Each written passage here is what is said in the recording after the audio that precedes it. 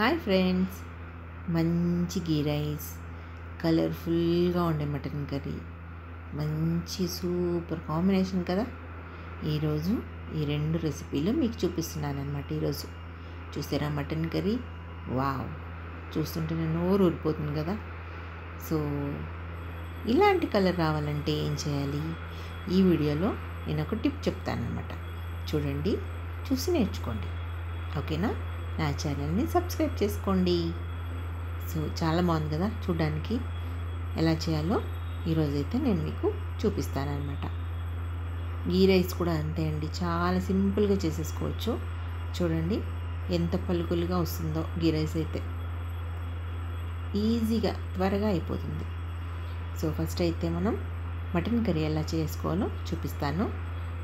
ఒక కుక్కర్లోకి ఆయిల్ పోసుకొని, దీనికి మసాలా అయితే కొబ్బరి, చెక్క, లవంగాలు, జింజర్ గార్లిక్ పేస్ట్,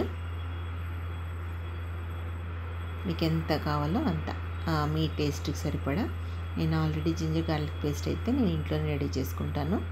చూడండి, టిప్ అని చెప్పాను కదా, ఇదే అనమాట అసలైన టిప్పు. సో ఎంత కొత్తిమీర వేసుకుంటే అంత కలర్ఫుల్గా వస్తుందన్నమాట. చూడండి ఎంత కొత్తిమీర వేస్తున్నానో. వేసుకున్న తర్వాత బాగా ఫైన్గా పేస్ట్ చేసి పెట్టుకోవాలి. సో ఇప్పుడు అయితే కుక్కర్లో ఆయిల్ పోసాను కదా, దీంట్లోకి అయితే ఇప్పుడు ఆనియన్స్, చెక్క, లవంగాలు వేసి బాగా ఫ్రై చేసుకోవాలి. సో ఎంతసేపు చేసుకోవాలంటే ఆనియన్స్ బ్రౌన్ కలర్లోకి రావాలన్నమాట. లైట్ బ్రౌన్ కలర్లోకి వచ్చేంత వరకు ఫ్రై చేసుకుంటూ ఉండాలి. అప్పుడప్పుడు మధ్యలో మిక్స్ చేసుకోవాలి. సో ఆనియన్స్ బాగా ఫ్రై అయ్యేంత వరకు వేయించుకున్న తర్వాత మనం దీంట్లోకి పసుపు, మళ్ళీ మనం సిద్ధం చేసి పెట్టుకున్నాం కదా, రెడీ చేసుకున్న మసాలా, గ్రీన్ మసాలా, కొబ్బరి అవన్నీ వేసి మనం రుబ్బుకున్నాం కదా, అది వేసుకోవాలన్నమాట. ఇప్పుడైతే ఆనియన్ బ్రౌన్లోకి వచ్చేసాయి కదా, ఆనియన్స్ బ్రౌన్ కలర్లోకి వచ్చాయి. సో ఇప్పుడైతే పసుపు వేసుకోవాలి. పసుపు వేసుకొని కొద్దిగా కలుపుకున్న తర్వాత మనం రుబ్బి పెట్టుకున్న మసాలా వేసేసుకోవాలన్నమాట. చూడండి, మసాలా వేసుకున్నాను. బాగా మిక్స్ చేసుకోండి. ఇప్పుడు దీంట్లోకి మనం మిగిలిన మసాలాలు, ఉప్పు, కారం, ధనియాల పొడి అన్నీ వేసేసుకోవాలి.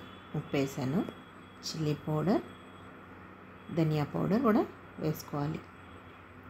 వేసి బాగా మిక్స్ చేసుకొని పచ్చి వాసన పోయేంత వరకు మసాలాని వేయించుకోవాలి.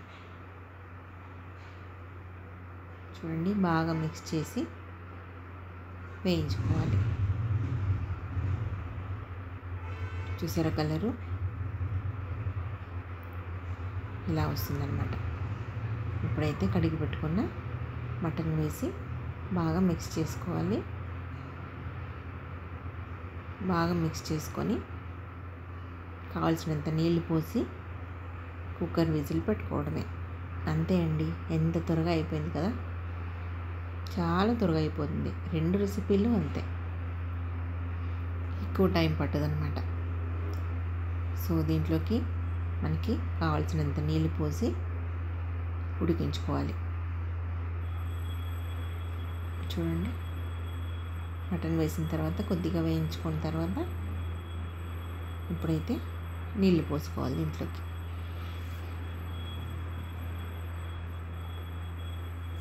కొద్దిగా జార్లోని నీళ్ళు,